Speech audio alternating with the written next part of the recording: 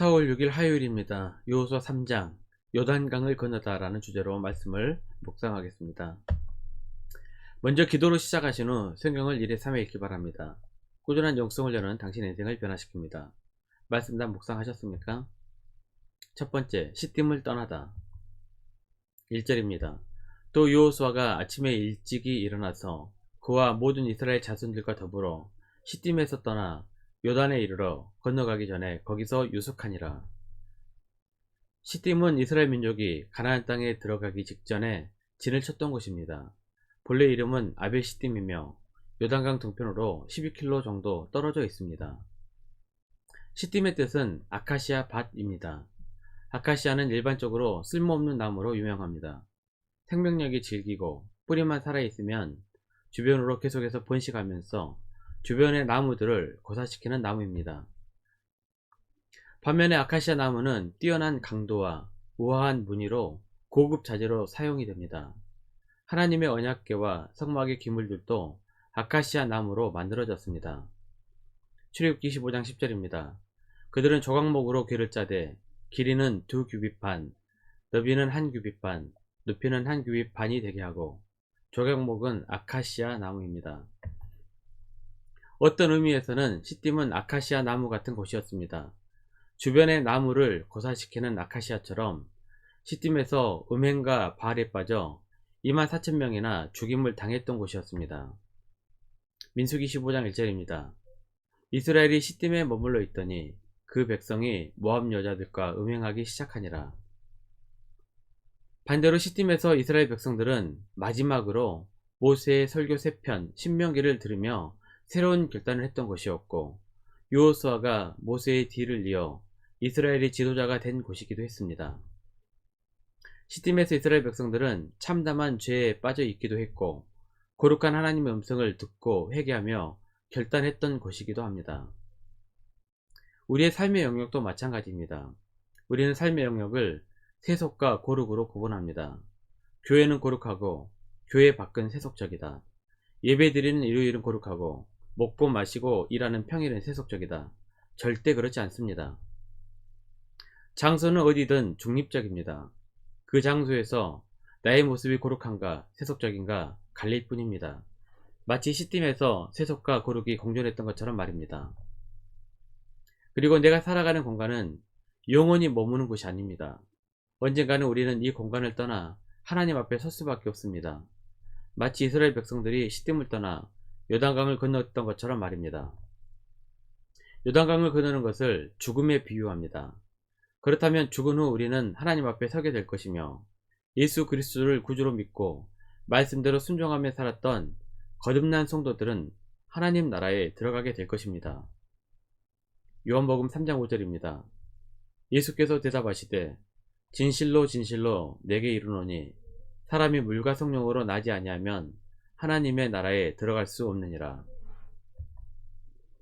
두 번째, 기다림. 2절입니다.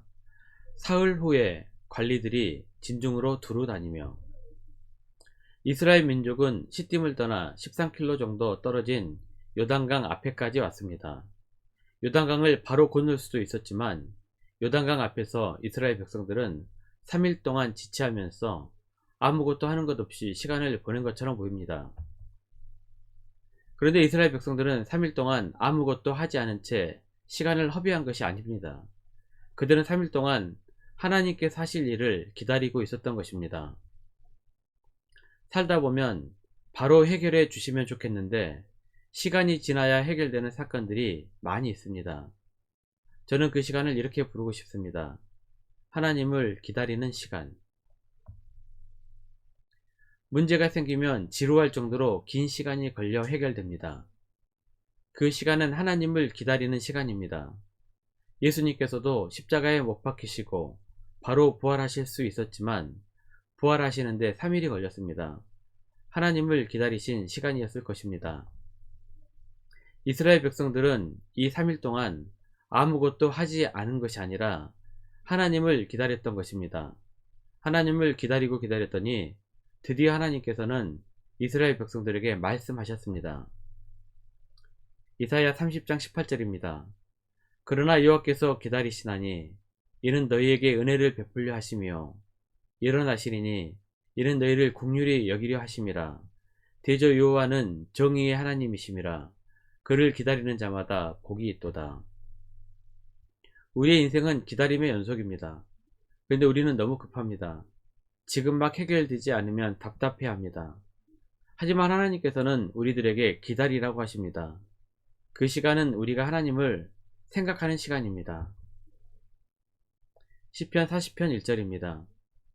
내가 여호와를 기다리고 기다렸더니 귀를 기울이사 나의 부르짖음을 들으셨도다. 기도는 하루아침에 응답되지 않습니다. 하나님께서는 우리들에게 하나님이 일하실 때를 기다리게 하십니다. 그리고 우리는 하나님을 기다리면서 하나님과 대화를 합니다. 하나님과 교제하는 것이죠. 이것이 바로 기도입니다. 아무것도 할 수 없는 순간이 올 때는 우리가 포기하는 순간이 아닙니다. 하나님을 기다리는 시간입니다. 그 시간이 아무리 길고 힘든 시간이어도 하나님께서 반드시 말씀하시는 날이 옵니다. 그리고 그 힘들고 어려운 순간도 반드시 지나갈 것입니다.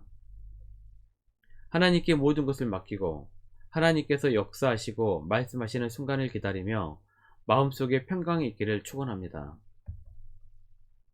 세 번째, 하나님의 방식. 8절입니다. 너는 언약궤를 맨 제사장들에게 명령하여 이르기를 너희가 요단 물가에 이르거든 요단에 들어서라 하라.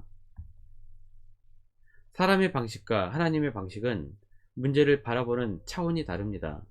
인간은 그 문제를 어떻게 해결해야 하나에 신경을 씁니다. 하지만 하나님의 방식은 다릅니다. 하나님은 그 문제를 통해 사람이 무엇을 배울 수 있는가를 생각하십니다. 강을 건너려면 뭐가 필요할까요? 배가 필요할 것입니다. 아니면 다리를 건설해야 합니다. 그것도 아니면 건널 수 있는 얕은 곳이 있는지를 찾아봐야 합니다. 이것은 인간이 문제를 바라보는 방식입니다. 하지만 하나님께서는 전혀 다른 방식으로 이 문제를 해결하십니다. 이 물이 멈추고 아랫물은 빠져가게 하는 사람으로서는 전혀 예상할 수 없는 방식으로 일을 하십니다. 이것이 바로 하나님의 방식입니다. 그렇다면 하나님께서는 하나님의 방식을 통해 우리가 무엇을 배우길 원하셨을까요? 3절입니다. 백성에게 명령하여 이르되 너희는 레위 사람 제사장들이 너희 하나님 여호와의 언약궤에 매는 것을 보거든 너희가 있는 곳을 떠나 그 뒤를 따르라. 언약궤를 앞세운단 말은 하나님의 말씀을 최고로 여기고 따르는 삶을 말하는 것입니다. 우리는 세상의 성공 기준으로 가치 판단합니다. 하지만 하나님의 말씀이 기준이 되고 가치 판단을 하게 되면 삶의 방식이 완전히 바뀌게 됩니다. 그때부터 하나님의 방식이 보이기 시작합니다. 우리는 그 방법을 믿음으로 순종하고 따르면 됩니다. 말씀 요약합니다. 첫 번째, 기도했으면 하나님의 때를 기다리십시오. 기다리면서 하나님과 교제하는 것이 참된 기도입니다. 두 번째, 아무것도 하지 말라는 것이 아닙니다. 하나님의 방식으로 최선을 다해 따르고 순종하라는 것입니다. 1년 성경 일독 주간 계획입니다. 오늘은 화요일 11개와 1장에서 3장까지 말씀 천천히 묵상하시기를 바랍니다. 4월 중보기도 제목입니다. 5가지 기도 제목을 놓고 중보 시간 충분히 가지시고 개인 기도 시간을 가지시기 바랍니다. 가정에서 기도하시기 힘드신 분들은 주중 기도의 시간을 이용하시면 됩니다. 새벽 6시부터 밤 10시까지 편하신 시간에 나오셔서 정기적으로 하나님과 충분한 교제 시간을 가지시기 바랍니다. 하루 30분씩 최선을 다하시기 바랍니다. 그러면 여러분의 삶이 변화될 것입니다. 영상을 다 보신 분들은 확인 문자를 보내시거나 유튜브에 댓글로 달아주시면 정기적인 영성 훈련에 도움이 될 것입니다. 오늘 하루도 승리하시기를 기도합니다.